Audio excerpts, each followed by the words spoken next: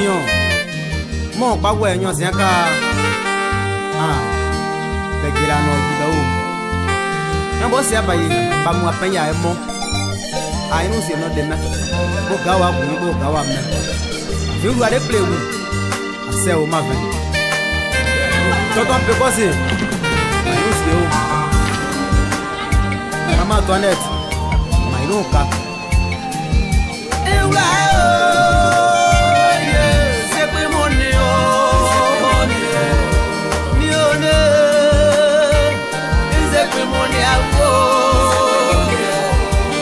Bale wa kume so soin kaya so jenso no kasenio so sound ya yo pa e bo pro twa o me kaya ti no so no la o da ma se o ni a o di e ka ba ku o be aya plana amla o oh si abaye ba bo ta ki amure mbo ta si an yo asi o nya o amuri ajonle amuri ajonle Dosi obi wai beni so ta won do fion amori ajon re si ake ya ri si opawo imo ako fi amori ajon anwo we ake wa de group si obo yo de yo to se go gba yo amori ajon re ta do so ako fi amori ajon re n'est pas peur de la mort, il n'a pas dit que tu courrais, il n'a pas dit que tu sombrerais, il a dit allons de l'autre bord, et t'asseoir, allons de l'autre bord. Au Seigneur mon âme, tranquille, car tu es pour moi une citadelle, et jamais mon Dieu, je ne serai humilié, car mon salut vient de toi, ô Seigneur. Je te bénirai toute ma vie, je chanterai ton nom, car tu m'as sauvé de tous mes ennemis. Ô Seigneur, mon Dieu, merci. Je sais qu'un jour mes yeux verront Jésus, le Rédempteur. Seigneur, Jésus sera mon berger, en qui je mettrai ma confiance la nuit. Le jour je crie vers toi, écoute mon appel. Seigneur, Jésus sera mon berger, en qui je mettrai ma confiance la nuit. Le jour je crie vers toi, écoute mon appel. Adieu, ce jour abandonne ma vie et ma personne, mais les projets sont lui. Chers parents, chers amis et connaissances, c'est avec un cœur meurtri que je prends la parole. Je ne puis ne pas le faire. Regardez la très belle image que j'ai eue de mon grand frère en 2016 lors de son mariage. Mais le sort a voulu autrement. Je voudrais donc, au nom de la famille, encore vous dire des paroles de consolation. Soyons fortifiés. Dieu seul sait ce qu'il fait. Avant d'aller plus loin, je voudrais partager avec vous une pensée du Seigneur. Et sachez qu'en de pareilles circonstances, c'est Dieu seul qui peut consoler. Et la consolation de Dieu se trouve dans sa parole. Je voudrais donc vous lire dans le livre d'Ecclésiaste, Ecclésiaste 8, verset 8, qui dit « L'homme n'est pas maître de son souffle pour pouvoir le retenir. Et il n'a aucune puissance sur le jour de sa mort. Il n'y a point de délivrance pour le méchant dans le combat. Alors, ce qu'il faut retenir, c'est que la mort a un pouvoir. Et la Bible dit que personne ne peut résister au pouvoir de la mort. Celui qui a écrit le texte a fait l'expérience, parce que son père s'appelle David, qui est roi, qui avait à sa portée toutes les armées d'Israël à l'époque. Mais quand la mort a frappé, il est mort. Ayant connu cette expérience, son fils Salomon va donc nous dire que nous ne sommes pas maîtres de notre souffle. Nous n'avons aucun pouvoir sur la mort. Nous n'avons aucune puissance pour arrêter le pouvoir de la mort. Le jour où elle arrive, nous abandonnons tout pour partir. Oui, les voitures, les comptes bancaires, les avions, tout le patrimoine que nous avons, nous l'abandonnons malgré et nous partons. Parce que nous n'avons pas le pouvoir de résister à la puissance de la mort. Mais le paradoxe, c'est que pendant que la mort, personne ne peut la résister, il y a une personne qui l'a vaincue. Et c'est de cette personne que je veux parler. La personne qui a vaincu la mort. Et avec qui vous pouvez vaincre la mort, cette personne s'appelle Jésus.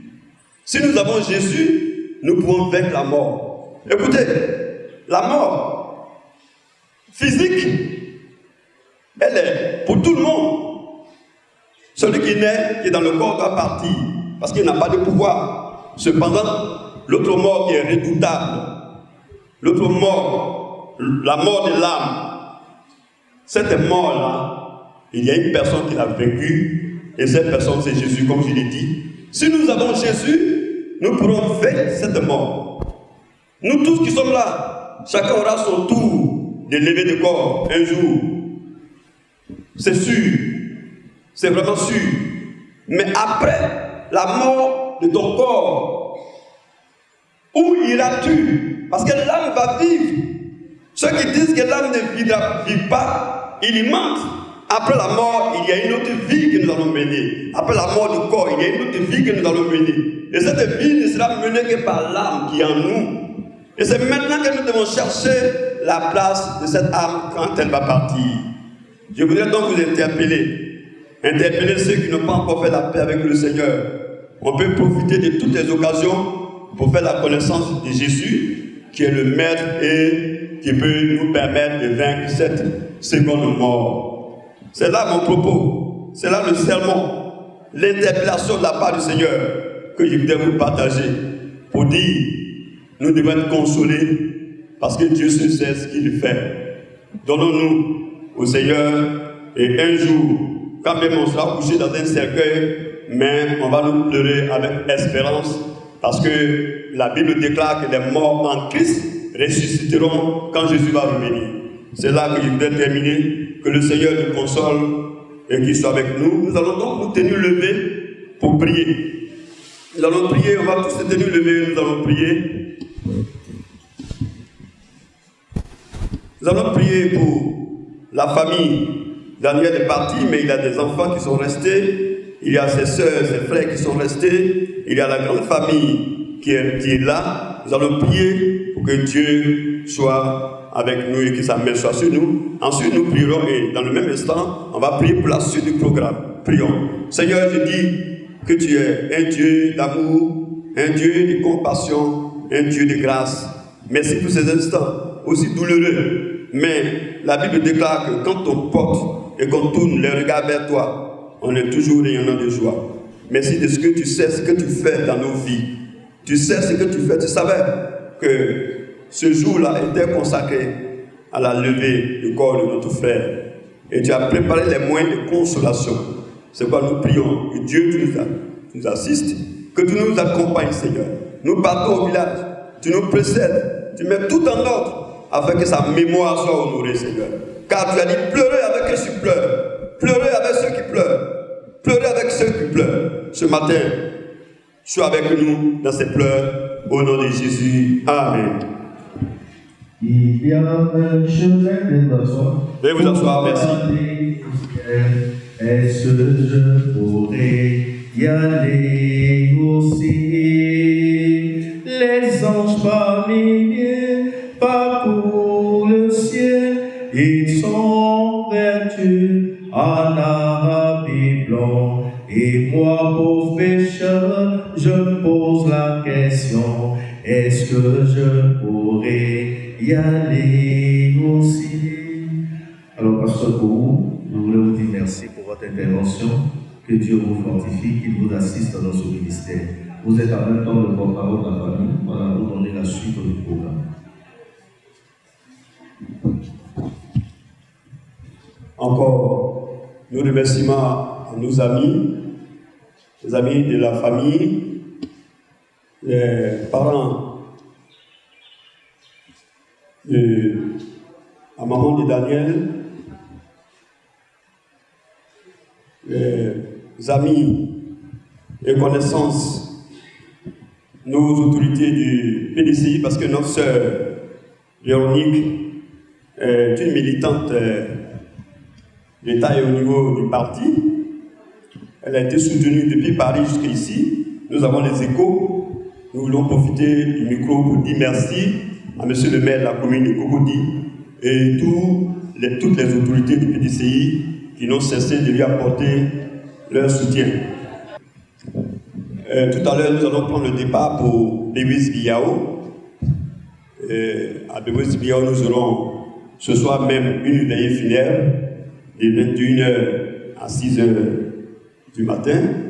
On va donc, après 6h, prendre un petit moment de repos et puis revenir à 10h pour aller faire l'inhumation de notre frère Daniel.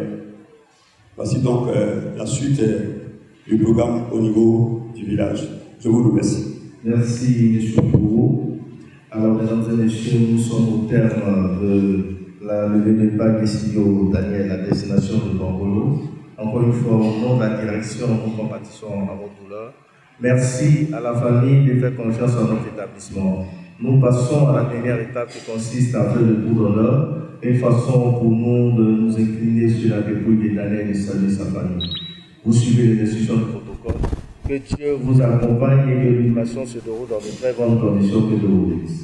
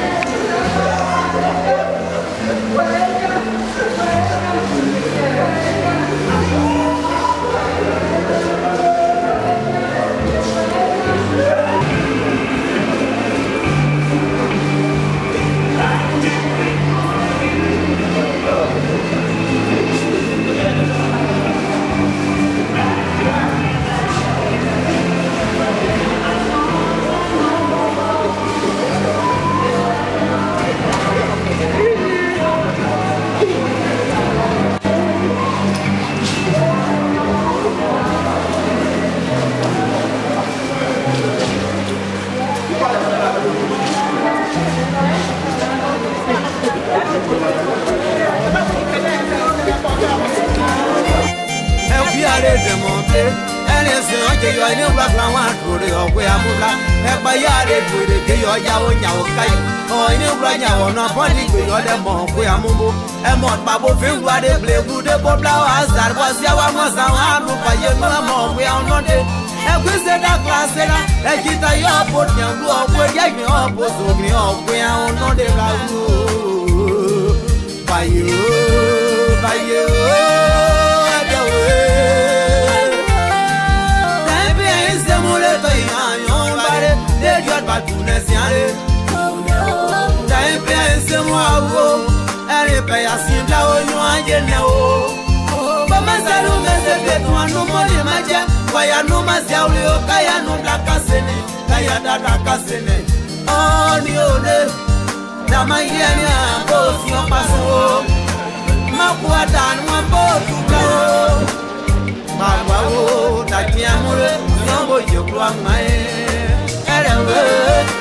Mama Suzanne, I say we are one.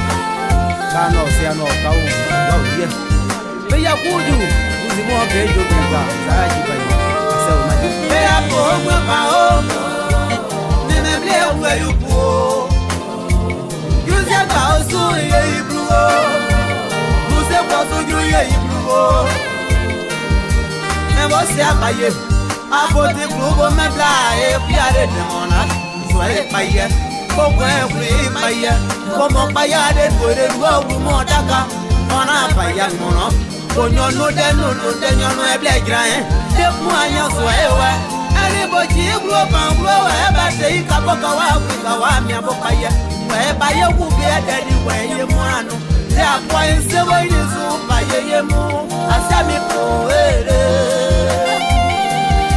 Eye daba Mutayo, Leuma Mutayo, Dayat Munasenio, Miane you Quatire, Miane your Pladaire,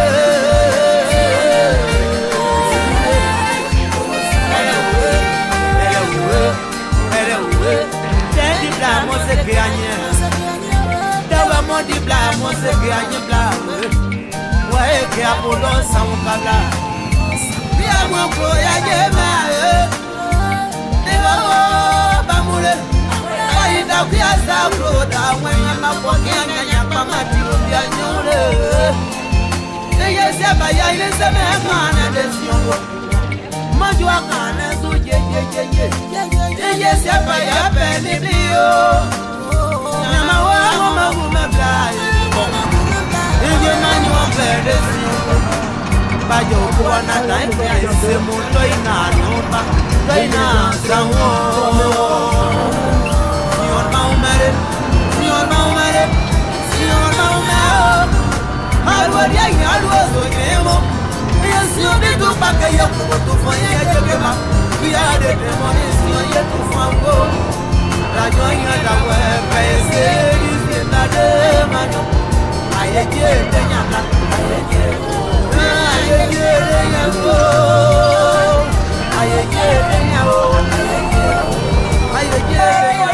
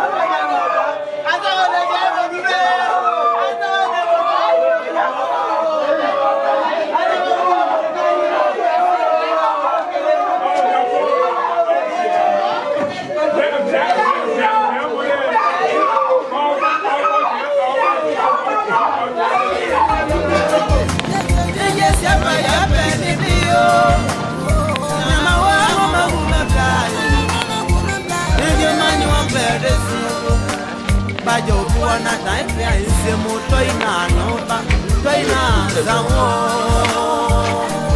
Signor Baumere alwa dia alwa so kemo esi obi tu pa ke yo ku tu fa ye je ke ma ya de premonition ye tu fango la joya da we pe se di se da de ma aye je de nya aye je de nya aye je de nya aye je de nya le aga passe bonne la bia yo pasia aye je de nya. Merci à la Femito et au PCA Jean-Louis. C'est le lycée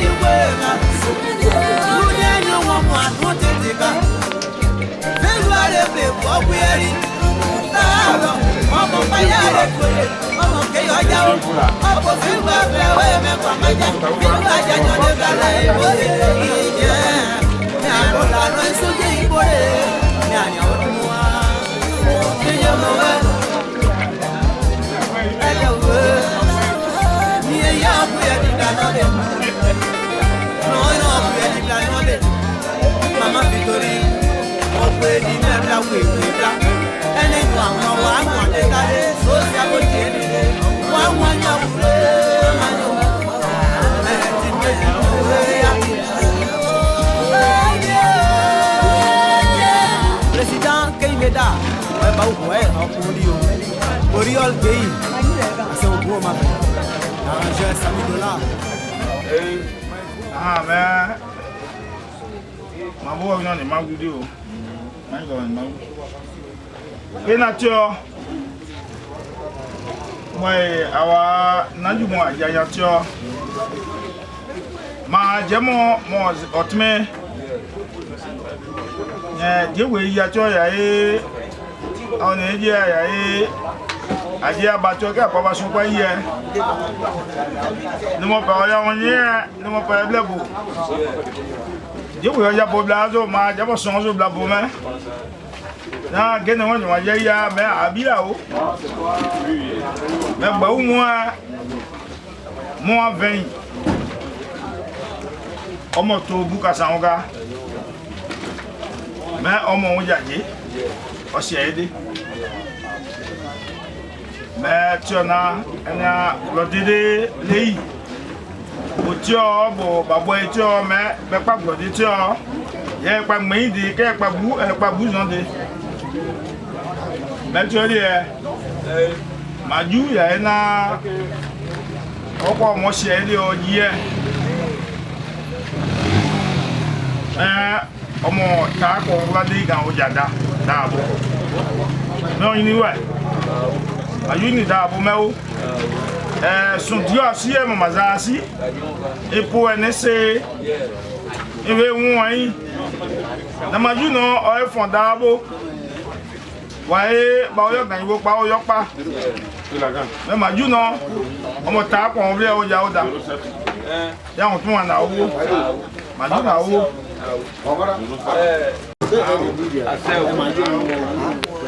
Majao die. D'accord. Ne mambila okajon ka. Ke wa ne manyuna. Me manyuna na ga jon po ma po ka po ma do na mo ne je we Barthélemy. Denu adawe. 77. Ni so mo aloyun. Manyuna da mo ne awa e mo ne abode bo mo jide we fi mo ko won iwe. Me mama ai de su ka nyoka. Yes amene we na ka do gwa ayo pa ade die no ya to e pa de ba ide nti wo na wo hia ide wo ja kan ma do na po ide kan o ya gu ake bo be de za na kama wo ma yo ke na wa ma yo mai ne a ya di kan da me e tu ni mai wo ẹni àjíwò pépé jẹ́ ẹ̀wọ̀nà ọ̀gbáyà kàndà mẹ́yìn jẹ́ kààbò àjúkọ̀ ọ̀sẹ̀ àgbọ̀ yíya ọ̀kíra nyúyí ẹmẹ́dẹ́wà ìgbọ̀ náà kàǹgbà o chewe ba o de ida me de twa kan se dia de kria e me enu e kama ma je da kan na awe atba ten je wo me ten na not ba je wo de nyo se ba mi eji wa mi ya sia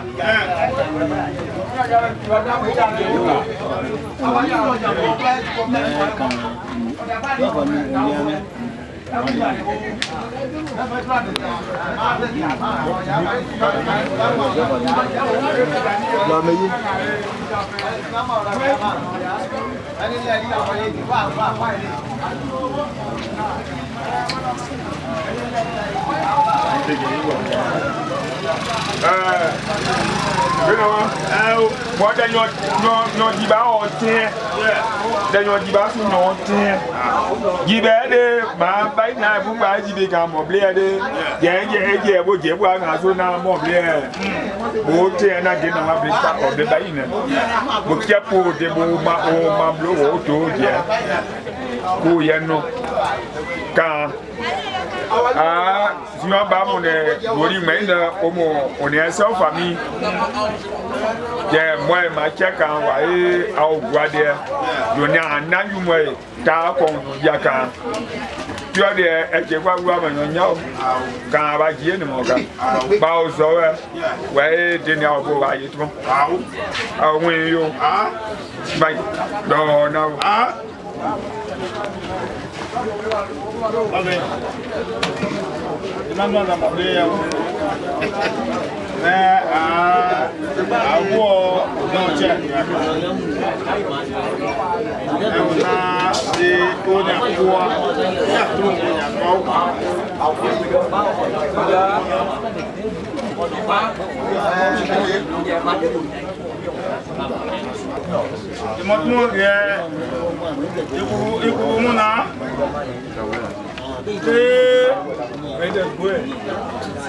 Les gars, on a ma bila.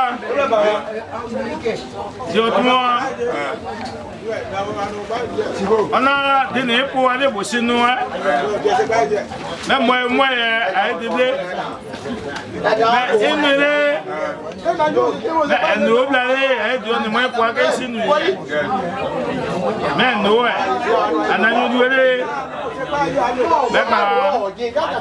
je peux on y a d'accord oui moi pas de beau oui n'a avoir nous on d'ailleurs au là de mi au là c'est là au là pilai au là tu mais quand bah au là d'abord là on nous beaucoup moi au comment y est ça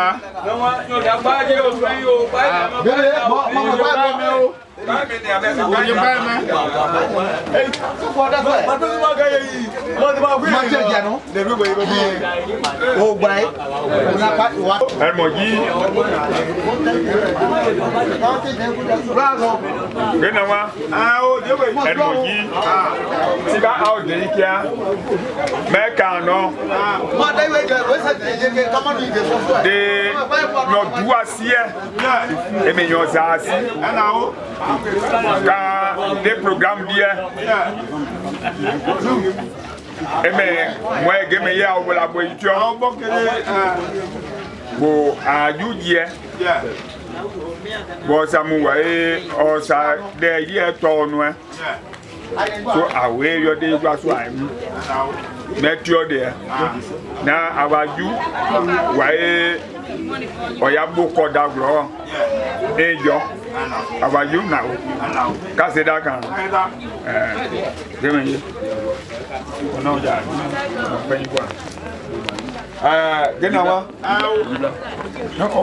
Oh, you on you.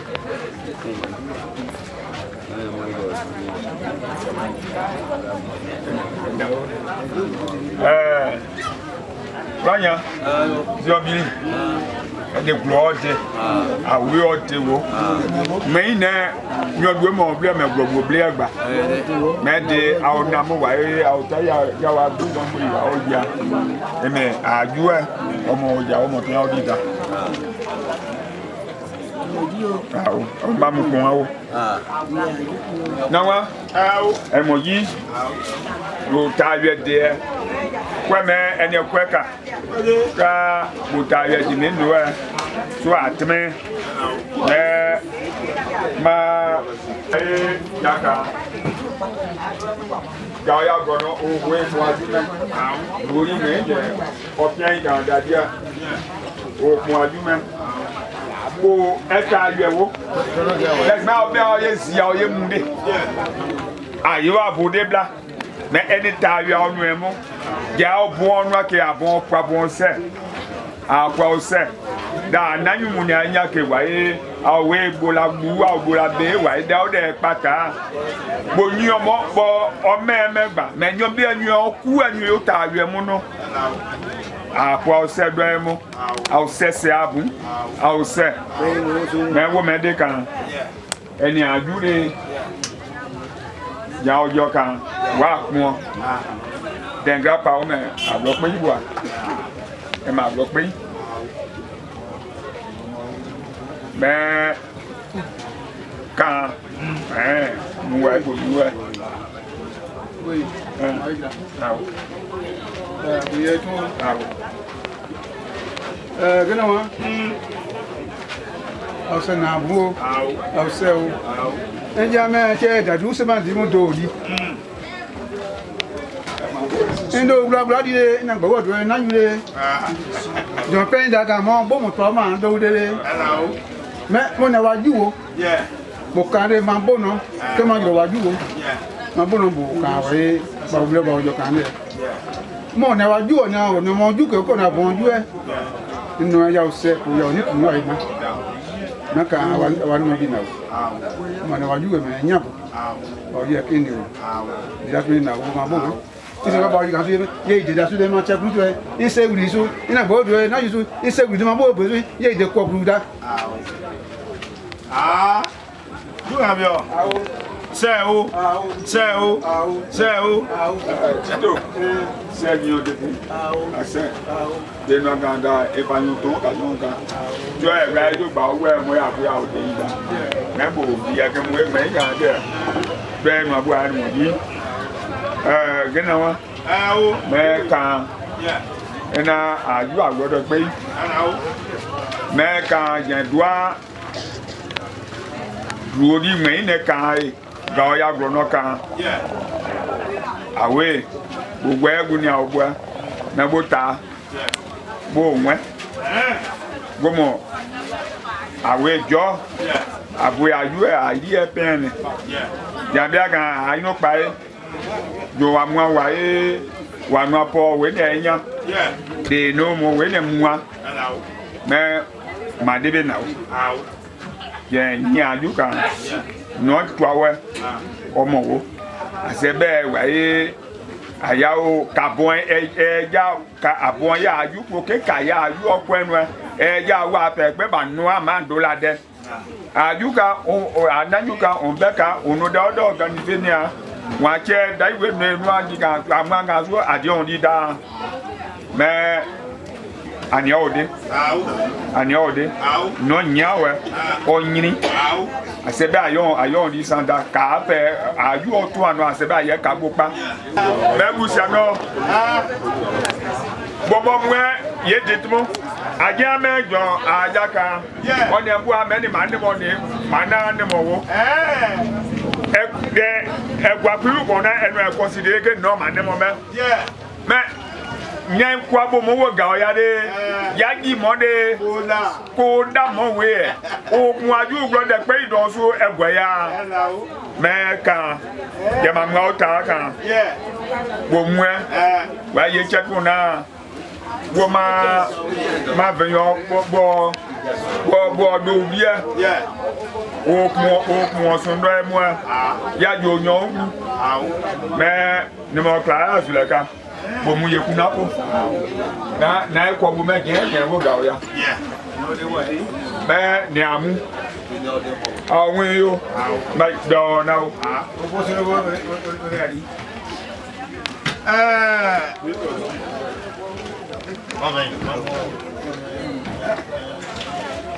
Yewe ase ase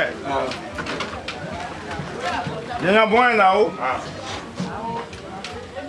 Voilà, ben ouais, quand on y a été, d'être bien de et vous carrez que Bila de bien ça y est, Bila de c'est que maman dit. Comment il a d'aller, ma jambe de Jim Wayne. It's a Jim Wayne, it's a side in it. Lady, we mutually, ma, we are trying, my young, get on Bila. Elle est d'accord dans le coin bois. Naturellement, pour tiens ça y est, c'est monnaie. Car on est mon adoué mo ya ko mo kada. Mon est lié ou, mon est tiens ou. Il est dit quoi, il est ça il dit est dans le coin cadon. Quoi pour Bila.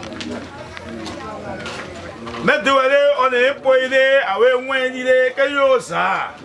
Et c'est bête.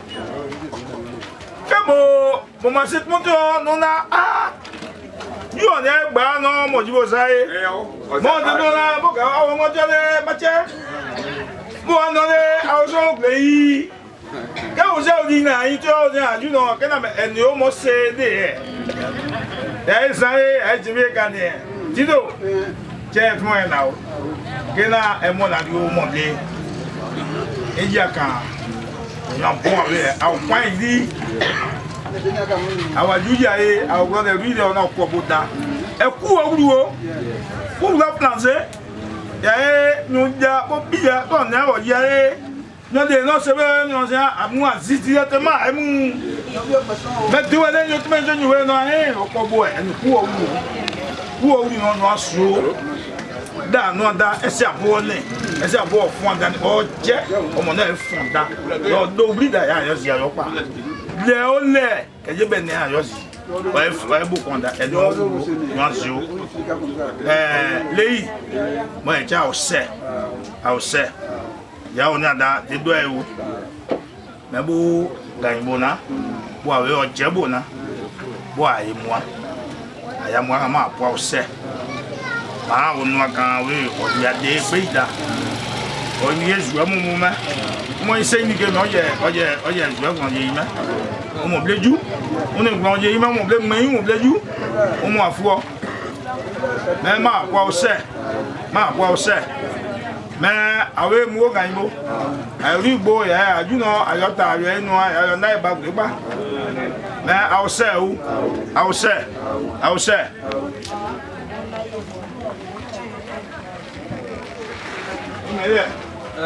L'idée. Ah,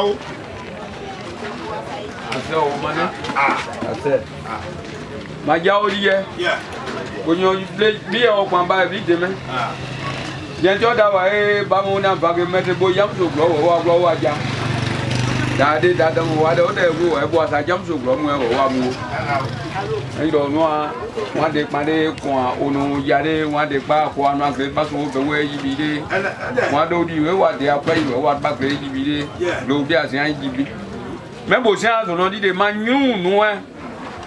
Ko de pade e. Ze on na français ze mo no. On e se bi aje.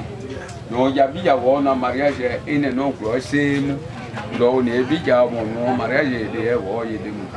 Ko se an no di e mo no bo na yo ku liet ba.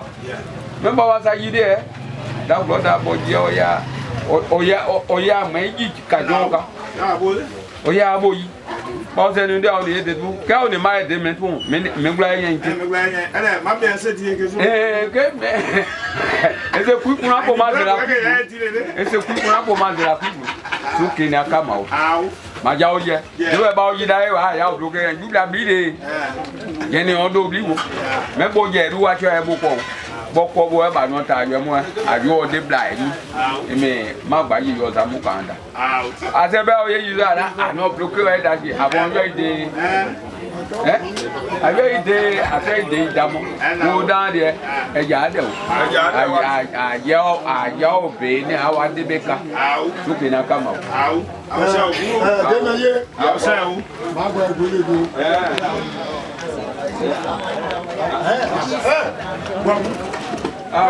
bẹ́ẹ̀ wọ́n fi ní akáma o. ní wọ́n bí dé kàní ẹ̀ máa nájú ẹ̀ yìí bí. bó má sàn án dáre bò Oh, Master, my new no, I owe you a bit of money. Yeah. One more money. People money. No. My money be like it. Yeah, money be like it. Hey, so can I come out?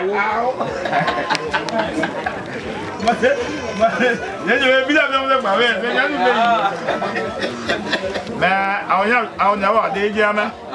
May I am one? Chair we are day. Chair we are not today. Chair we I am one. Man, no man, I can't. You won't do your poem.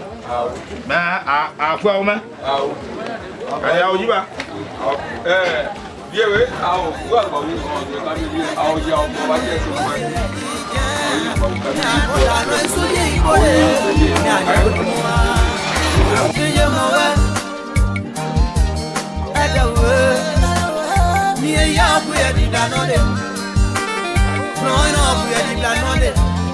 Mama Victory, Okwe di Mebla, we and then you are more one day, so I one Yapure, Manu, no way. Président Keimeda, my Baué, how could you? Oriol Kei, à son bon ma veille. Arrangeur Sami Dola, my job when I was on blue, ma veille. Oui, honnêtement, ça a fait un moment, et mon pour le tableau à bien, et à quoi on a cédé. Dès qu'il y a quoi vous avez fait aux aïeux. Awe ya wibi mawo sabaye wan no ni me ma ko kaade ko suodo we abona ma feye daiwe mowo ayo sedeje sa fia o ya de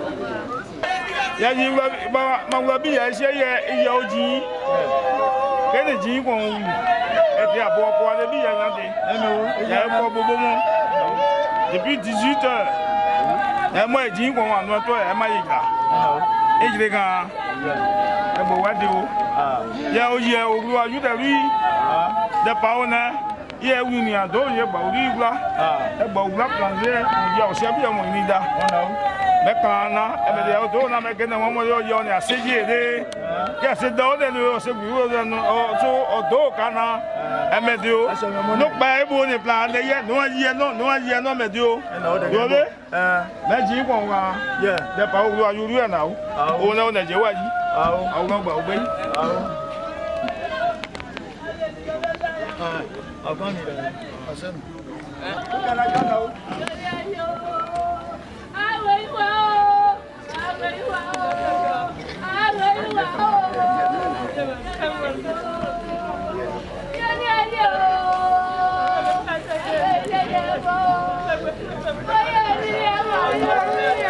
Mo de ba mo ke je bo ene. Bo ni opo de ba gbogbo mo ke. Ba ti po e ma tume. Ba mu gbogbo na. Be na me me je anu kwade. So me ka me ni o. Jaru. Oye, amu gbogbo na. Mo ni na so ma jo da.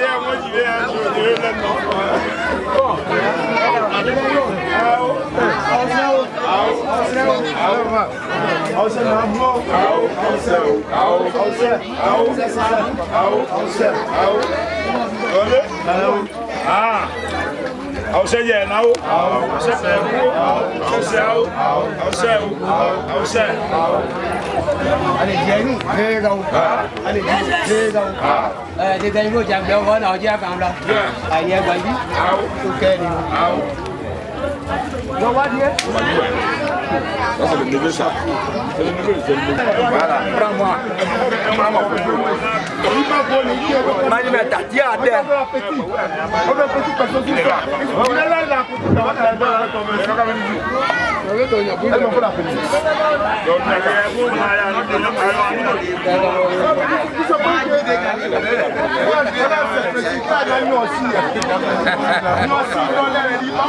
Vos pas photo de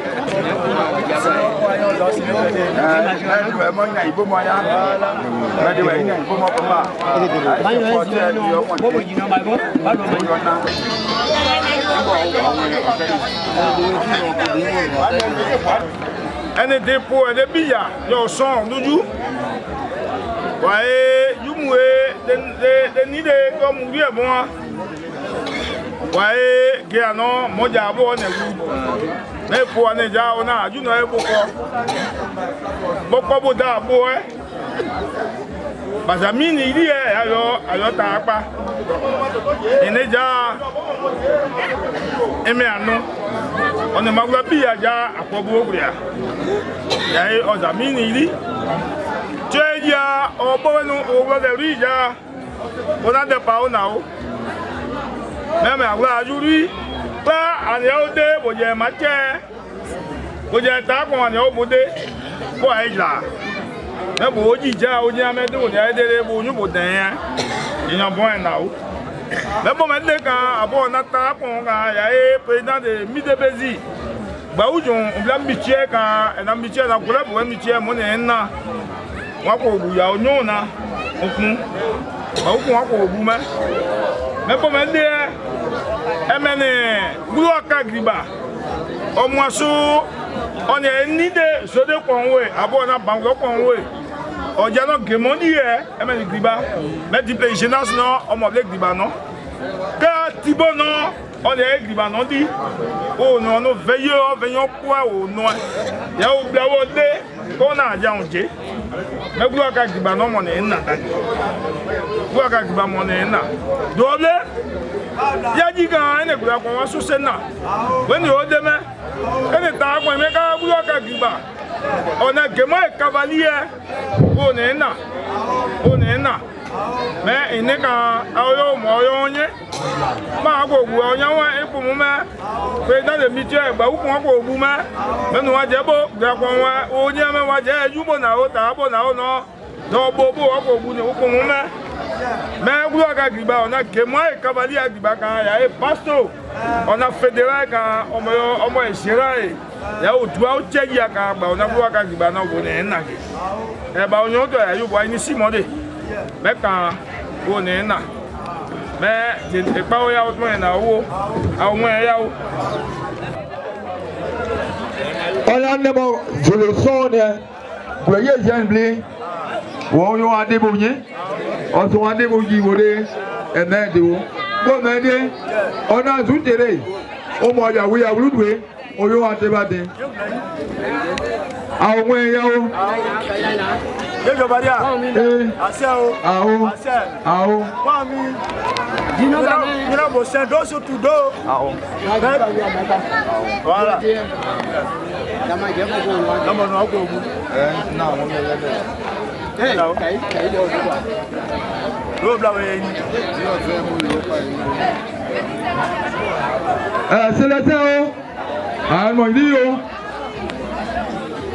ni mo playa bere na eme nu Gloye Jena mo aje bobo ade da pa de ma yeye bobo na wa ko àwọn ya o na bi ero na ni o bode me amasamu aye de bo mo je e we pa ipede na babo saji ti o bi ero na o na bo na ko yi ni mo so eda a bi ero bi e mo ni o yo aje de bo pe na ni o bode mo da na o ya ko ni o bode ah o tún ni bo ni e de mi ko ni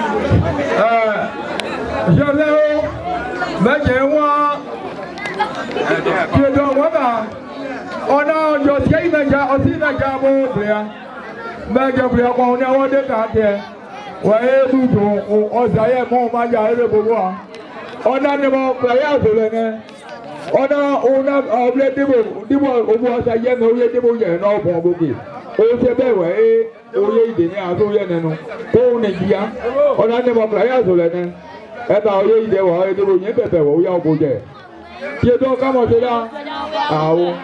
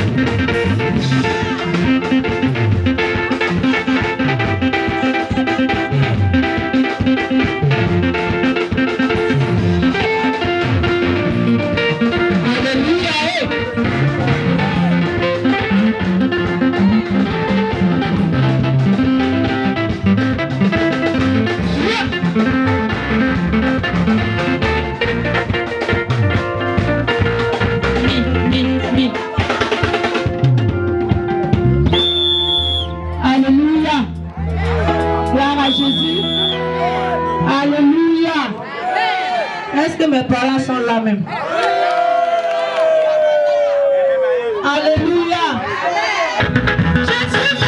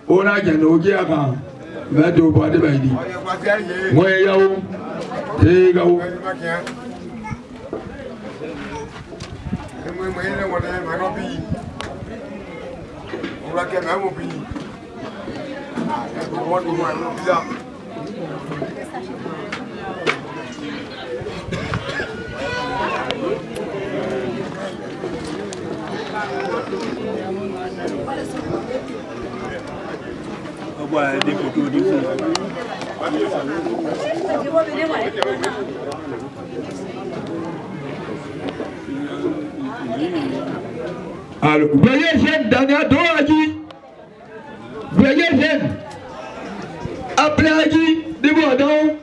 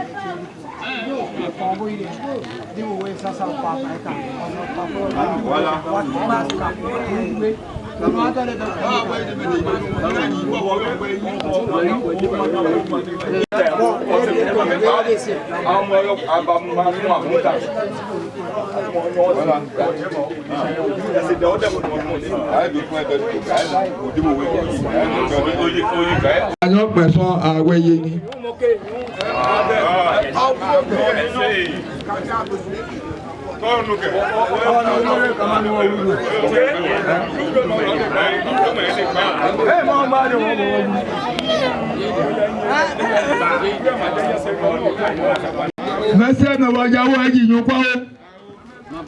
Mo na da pe. Onyo wu ya panu eji lo be.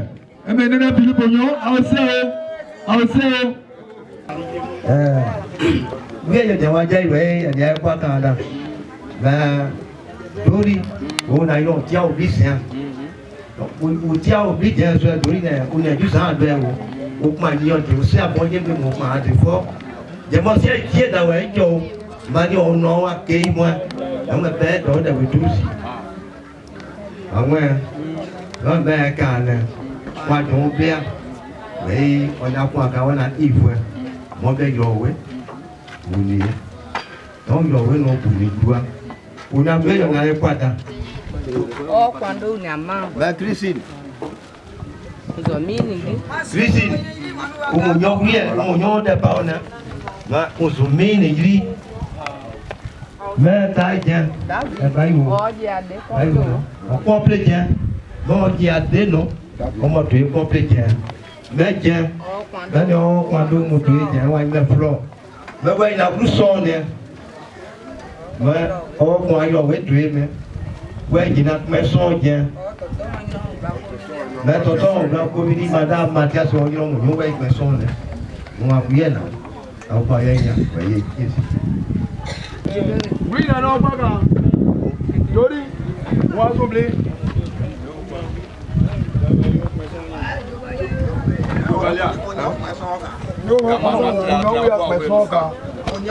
Oui, à vous, ça. Comment est-ce que vous avez à vous, t'as loupé.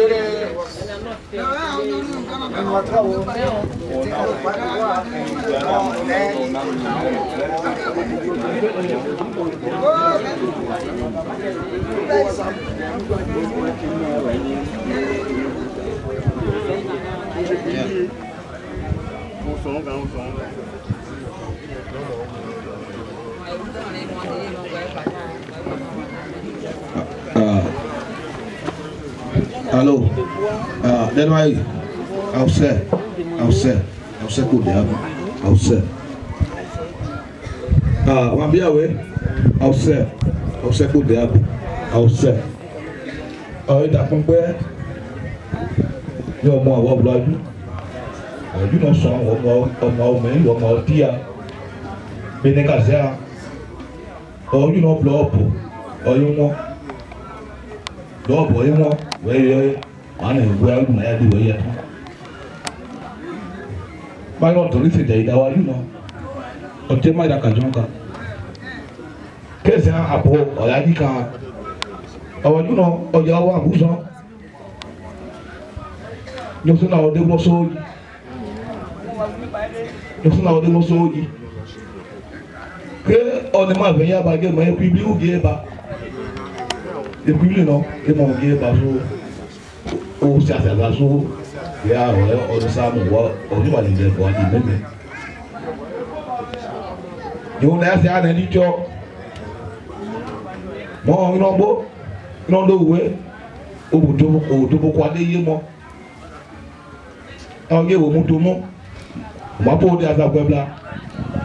Mais on dit on m'a vu pour dire du ouais, on a beau dans les français, tiens. Il faut pourquoi c'est bas, ou à pas où, ou à pour son mot. Tiens, non, yo, ma veille, non, yo, quoi dire, bas, ou, encore, non, beaucoup, on a, ah, non, quand maintenant, et non, j'ai dit, ouais, j'ai dit, ouais, ma joue, ouais, quoi. Il n'est même au tiens, après ça, ils sont qui après d'or ok, après d'or ça, ouais. Vous allez, après nous, on va lui taper, non? On s'est au niveau, que y a des gros. À des gros, on va lui aller au bout, il y a des pas. Ça, ouais. C'est bien, you paying that. À grand beau, on a au début. que au début on dit d'accord vraiment on a tellement faussé maman assez c'est able assez là gagnant tête là nous on a abouillé non bé abouillé non un moyen de tenir maintenant et c'est même dans la gagnant tête et ben pour y blayer maman on va ouais gluten ben débli pour bien mener des pailles maison fly de paix pour une maison ben par là ben Véronique et Wade Tiboué au à bord pour moi non bonio bongo monyo di bonio ayi no ayo di boy bo da betini o Mathias c'est bon on va dire bo à sa famille no abobla aso bosi Mathias c'est petit non ayo bobie yo meso et les fly sont et bien adoré à bobie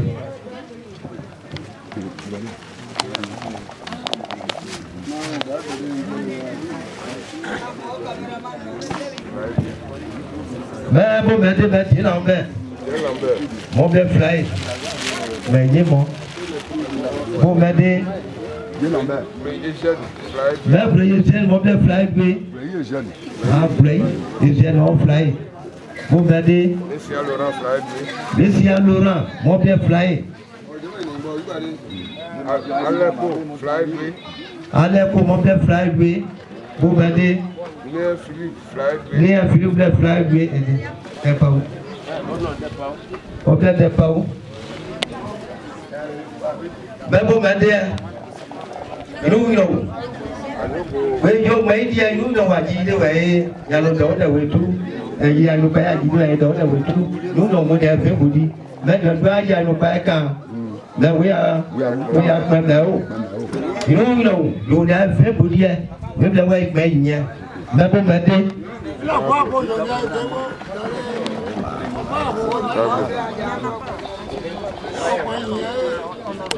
mais table la table quand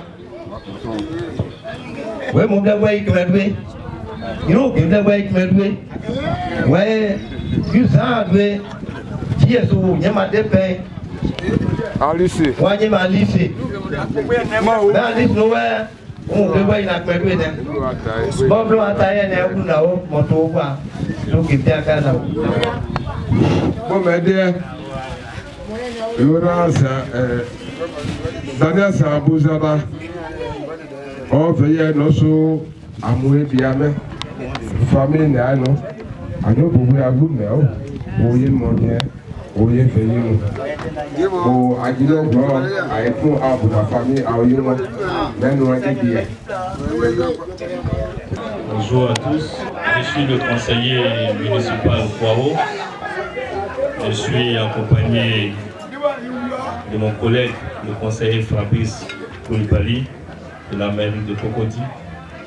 Nous sommes les représentants du maire Jean-Marc Yassé, qui aurait bien voulu venir jusqu'à vous pour vous soutenir dans cette épreuve que vous traversez. En pareille occasion, les mots n'ont pas de place parce que depuis le 22 octobre dernier, il a été arraché à votre affection. Que dis-je à notre affection?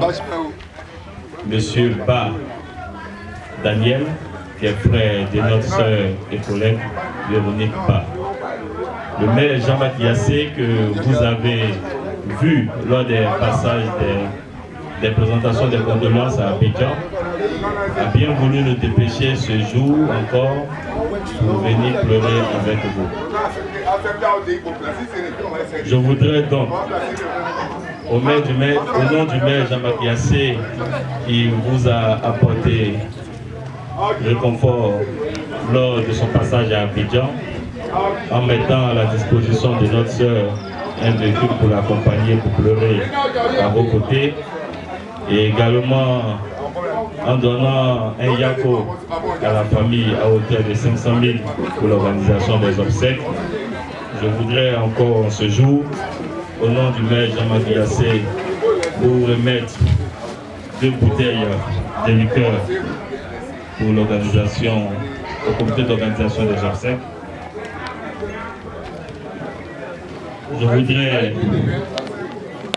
remettre également symboliquement une somme de 5 000 francs à la table de dons.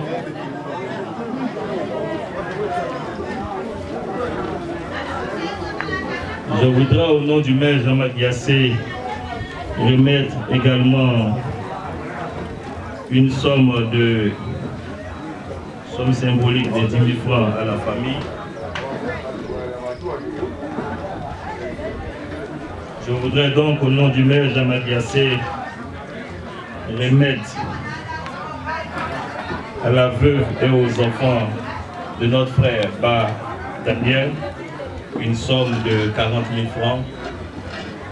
Je voudrais enfin, au nom du maire Jean-Marc Yassé, remettre à notre sœur, la conseillère Véronique Ba, une somme de 45 000 francs, soit un total de 100 000 francs et 2 bouteilles de liqueur. Au-delà des chiffres qui nous font remonter à ces sommes, et au-delà de notre participation de ce jour, je voudrais vous transmettre à tous et à tous, à toute la grande famille Ba et alliés, les vives et chaleureuses condoléances du maire Jean-Marc Yassé, qui aurait bien voulu être de notre séjour, mais pour des raisons de calendrier, il est ailleurs.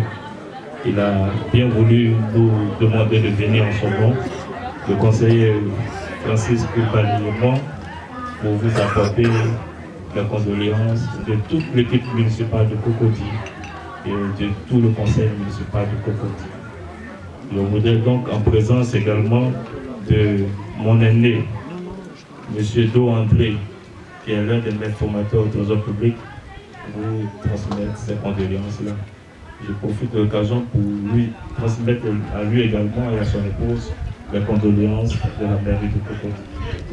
Tenez bon, quand le maire Jean-Marc Yassé aura un calendrier un peu plus dégagé, en d'autres occasions, il vous appellera et prendra rendez-vous avec vous, que ce soit ici ou à Abidjan, il passera encore vous y Yago. Assez au bleu.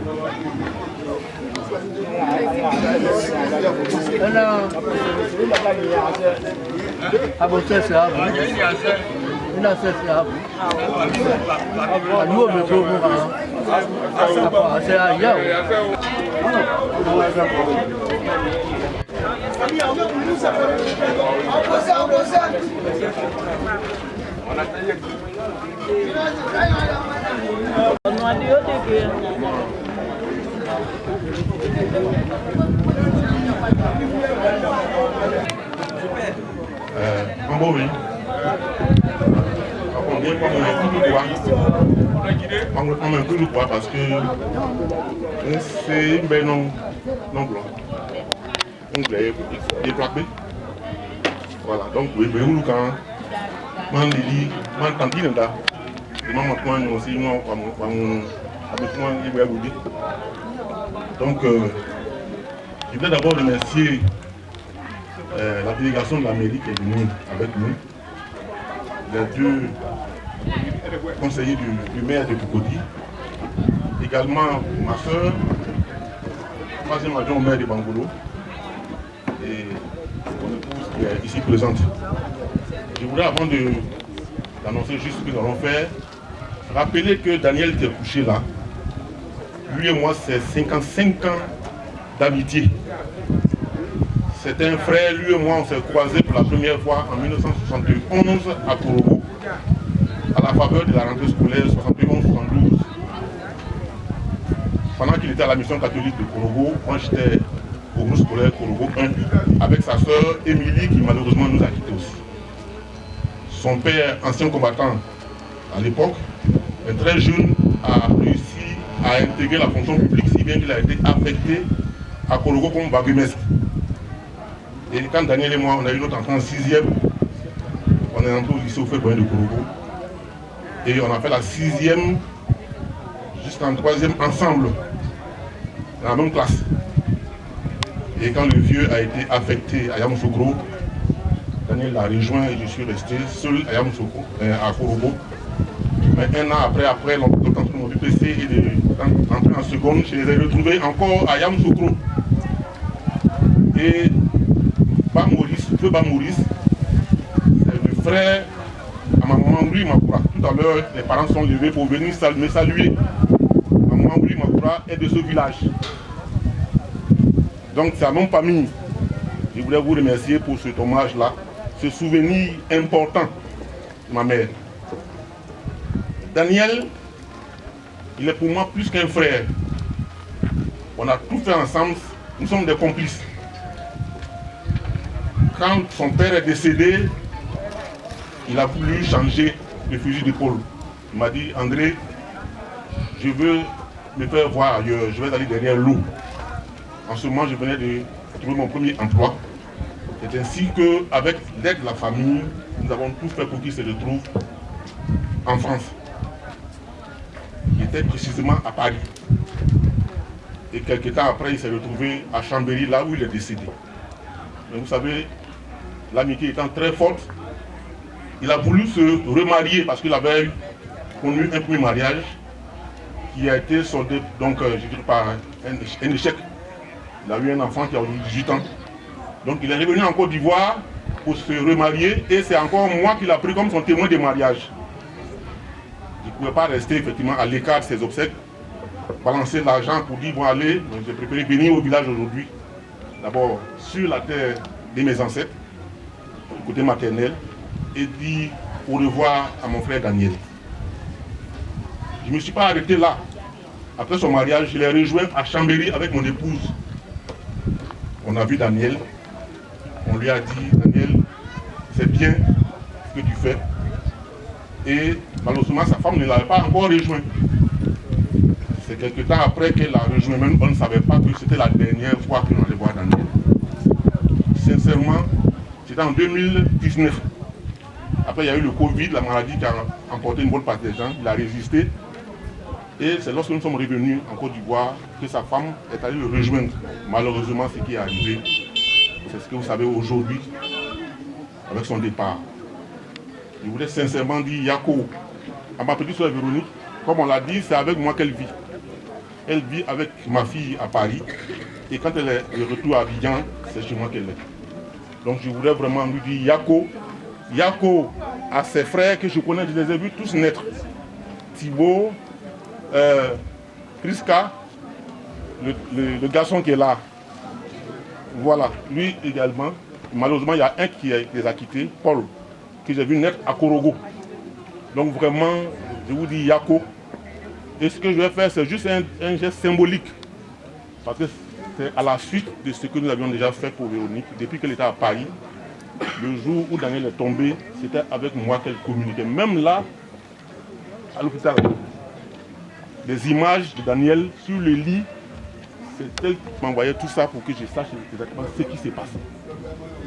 Donc vraiment, je voudrais dire Yako à Véronique et devant vous tous ici, vous demandez de la féliciter parce que ce qu'elle a fait, c'est un travail de garçon.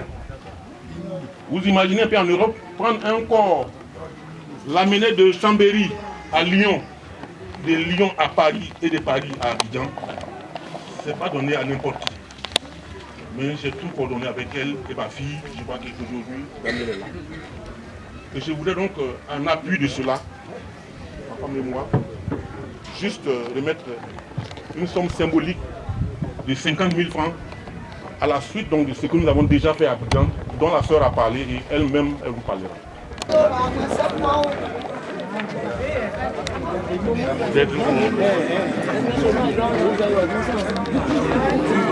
Ça va aussi,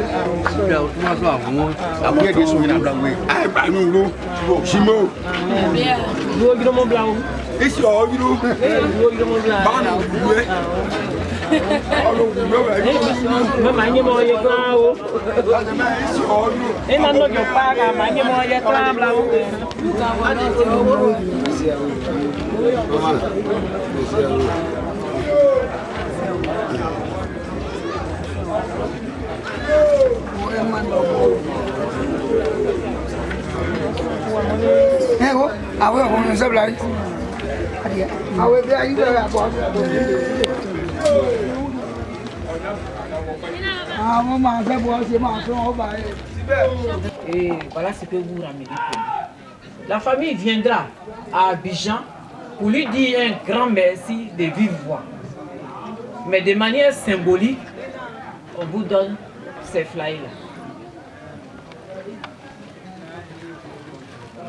Merci.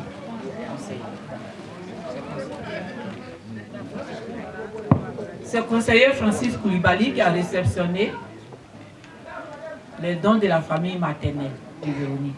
Merci, conseiller. Merci. Grand merci. Maman, je voulais remercier mon papa André. Donc André, s'il vous plaît.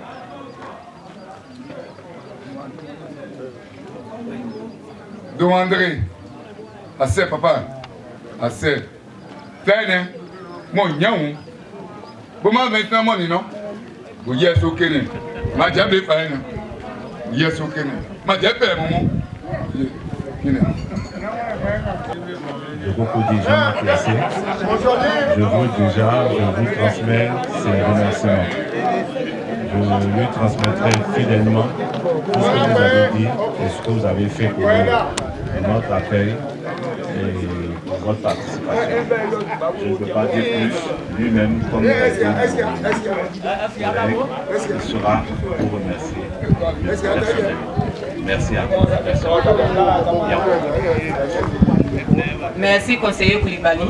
Merci à vous. Merci pour tout.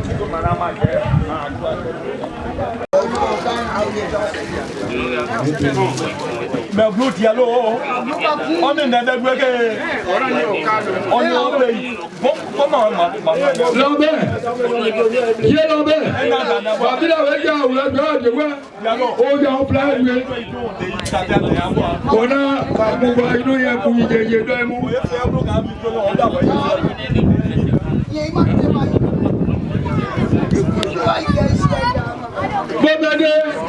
On a playé jeune. On a playé.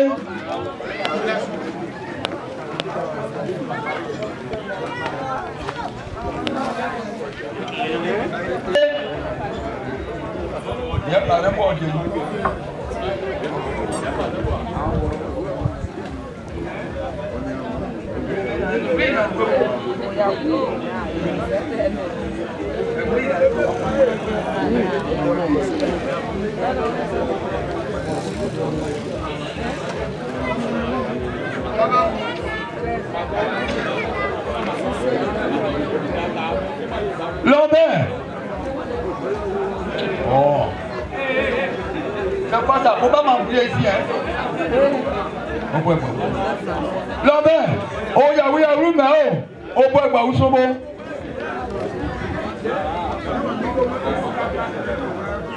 Guida où?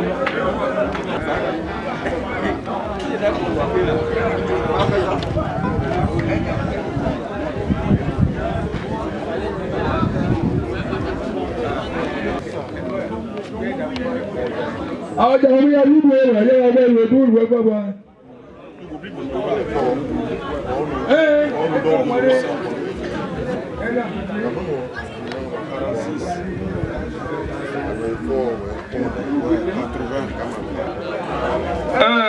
Donc, il y a des bagages, il y a des ma YouTube, quand on sait quoi. Mais pas mal dans le cas, je sais. Même autant vendre, tu peux. Autant vendre, flag à Magnon. Je ne peux pas. Bon, mais plier loge. Ouais, on a mal fait, on a planté. Fly Mao.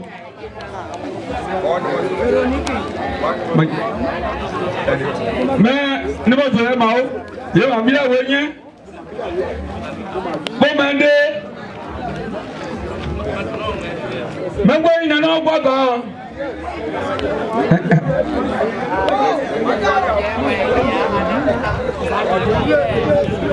Mono.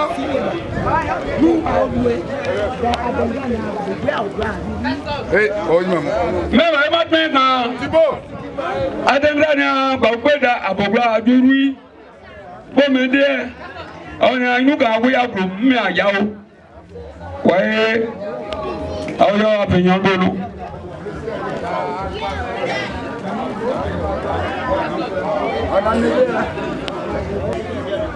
Badobi Mele Lambert Mele Manzo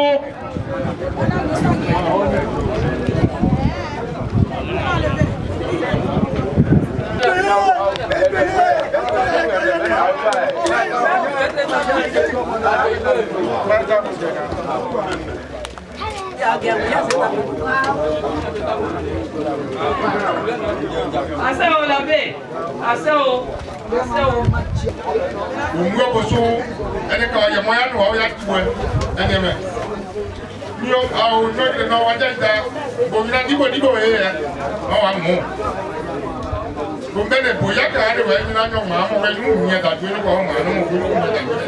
O yo tu je me no ta ni. Amira no mo o nya diri mo. Omo me de yo mo o de. Omo no e ka dibo ba. Eme dika.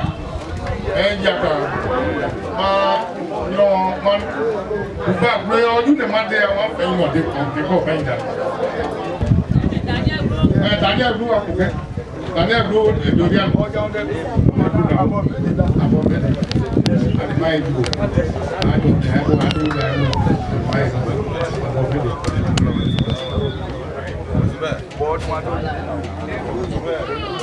Zobert.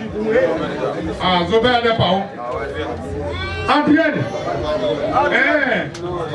Adibola de Pau. Adrien de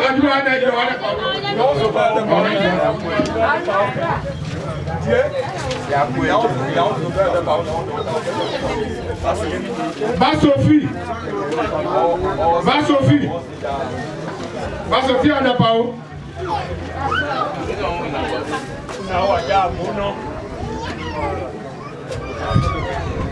You like it? You like it? Oh dear. You like it, Paul?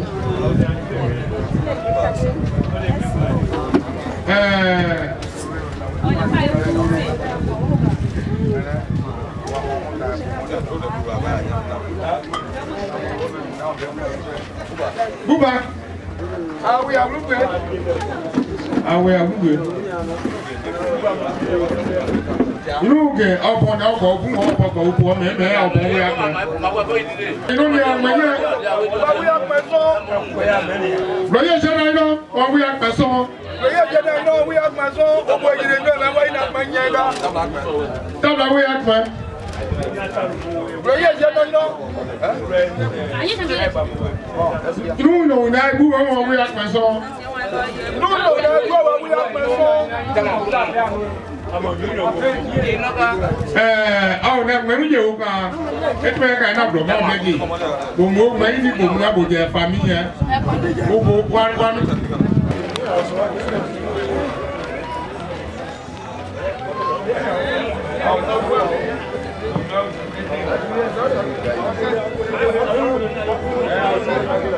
J'avais ma gagne à Ibama moi. Elle m'a dit.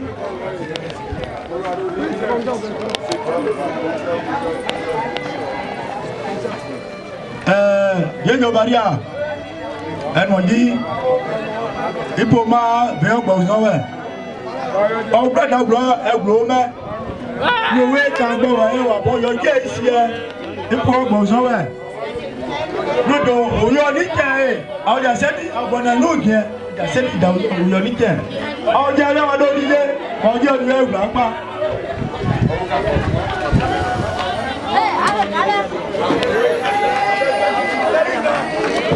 Non, ça va, on a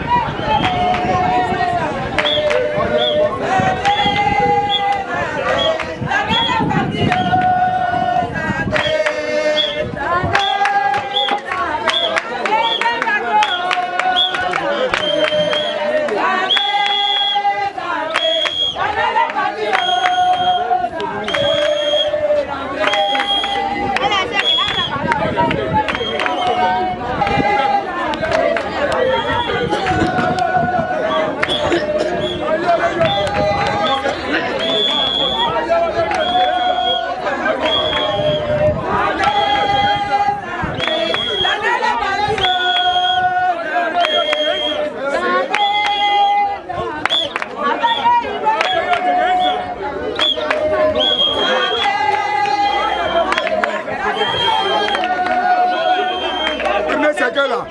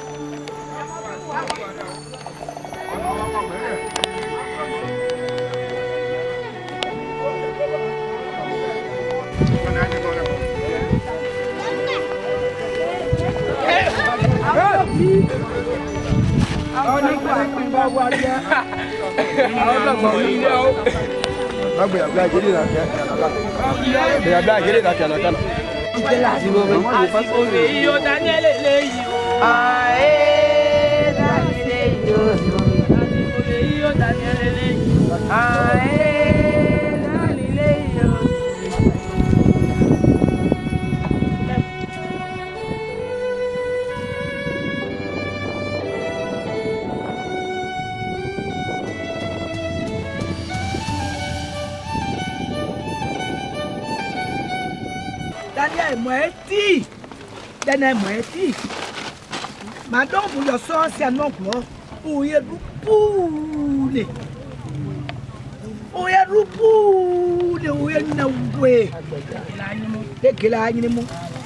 maman c'est timo waje sanwede parce à ce qu'on glaye so tipo no tablo oyo mu wona o buena wa sumbo na mande sumbo deza ona nyo pa onima wu ntu adawudi te se ano kanu abroji sun mo nyo wa ku ame de français wa sieme won na ma 20 no ku ni blisie yi wonu awo na omo congé we yo mu awo si amuso me ana ma mo ku pa bo do ku nu un josia ma mo ma ge no e ba ye mo jopo you know si anoklo asobodi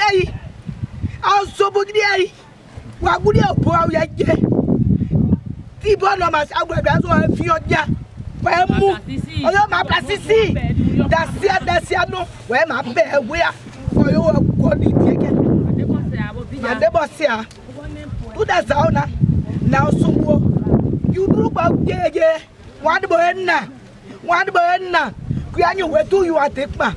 Where wait ye, when we then where my you see I could be now. My you see Anna, where you play. My nine you play. What your man dog will go. My baby, my mocker, my no bag.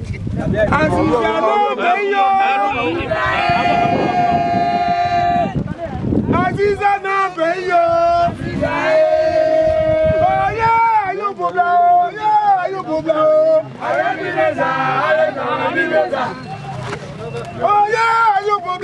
Dani ayo bobla ayo ni beza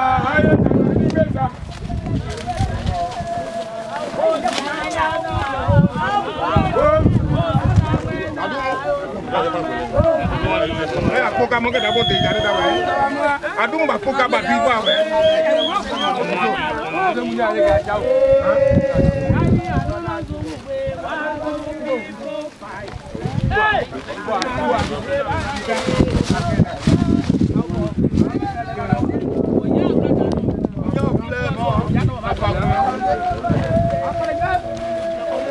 non, ajuda bien moi.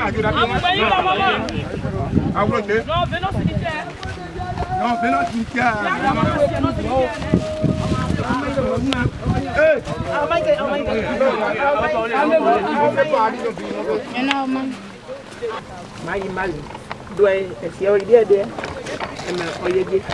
Donc on a fait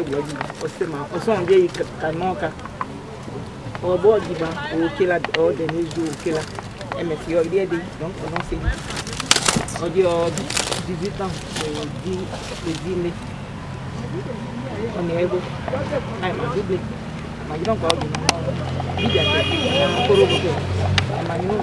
On est entré en fille, maintenant on est intelligente. Yoga, pense il dit maintenant je dois malade que là c'est maintenant je pas. Et ben d'audé. Non, il y a hier. Et ben et dans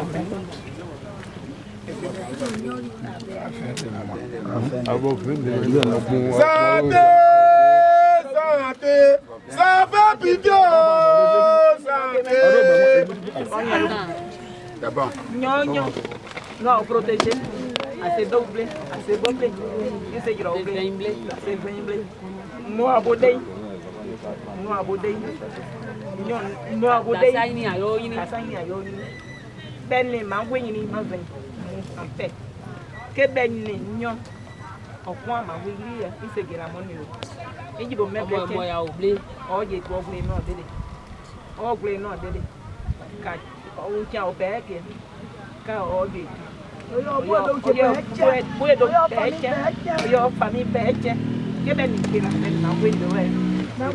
Pose en paix.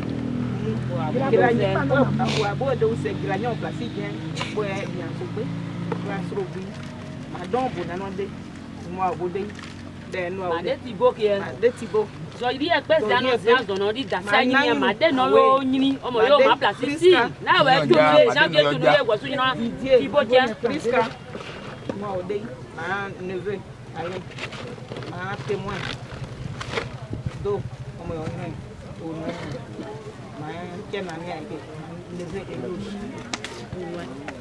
non moi so Non, non, vas-y. Et c'est bien. Daniel, je suis ton frère André, avec lequel tu as fait l'école. Tu as été l'école primaire jusqu'au collège avec moi. On s'est retrouvés en France. Je ne savais pas qu'il fallait nous réserver un tel sort lorsque je quittais un mois de septembre 2019. Dieu a décidé ainsi. Va en paix, mais surtout, dis à papa Maurice que nous l'aimons.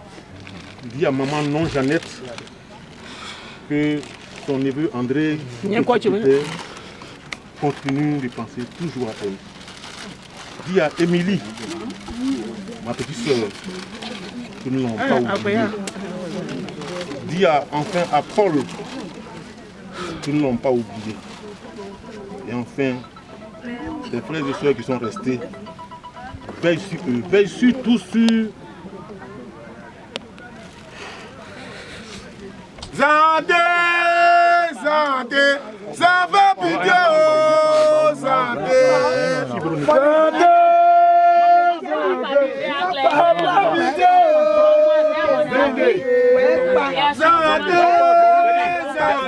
Daniel Opati, oh Zandé.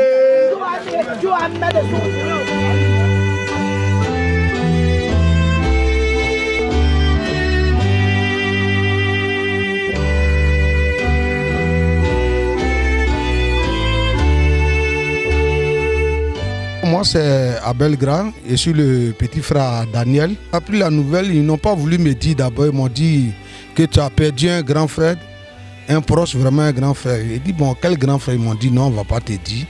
J'ai dit mais moi, ma vieille est là. Bon, mon petit frère Thibaut vient à peine de rentrer en lien avec moi. Donc je ne sais pas qui. Et j'ai dit le nom d'un autre cousin, Valentin. Il m'a dit non, du fait que tu as dit le nom de Thibaut, c'est le grand frère Daniel. Et dès qu'il m'a dit ça, je n'ai plus dit mot. Je suis rentré directement à la maison.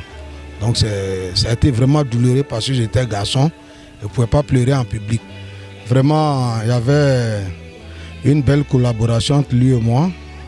On s'appelait régulièrement. Et il avait prévu venir même en Côte d'Ivoire dans le mois de novembre pour qu'il puisse arriver au village et puis essayer de faire quelques projets avec moi. Donc vraiment, quand j'ai appris son décès, je ne savais même pas ce qu'il fallait dire parce que ça a été vraiment un choc vers mon côté parce qu'il allait, ça faisait plus que 20 ans. Donc quand on est rentré en liaison, il n'y a pas eu longtemps qu'il est décédé. Yako à la famille est pleuré. Yako à ses enfants